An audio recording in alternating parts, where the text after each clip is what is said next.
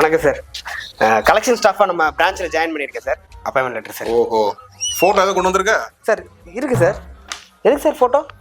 போ தெரியும் ஐயா. ஓ தெரியுமா? சரி ரைட் ஓகே. சார் என் சீட் சார், கேபினில் உட்காந்து ஒர்க் பண்ணுறதுக்கு சீட் சார். எதுக்குன்னு சொன்னால் போய் ஒர்க்கை பார்ப்பேன்.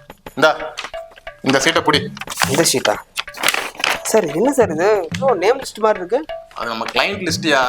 நம்ம பிரான்ச்ல கடனை வாங்கி கட்டாமட்டவனுங்க. Okay sir. மொத்தம் 447 பேரு. சரி சார். ஒரு மாசத்துக்குள்ள மொத்தத்தையும் வசூல் பண்ணு போ.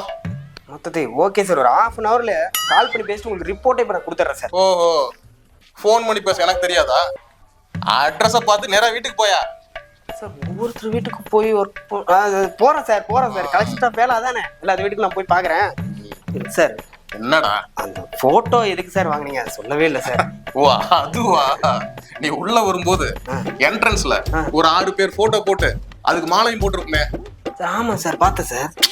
அவனுக்கெல்லாம் நான் உன்ன மாதிரி கலெக்ஷன் ஸ்டாஃப் தான்யா. ஆனா அவங்களுக்கு அச்சீவ்மெண்ட்டுக்காக அந்த மாலையெல்லாம் போட்டு டெக்கரேட்.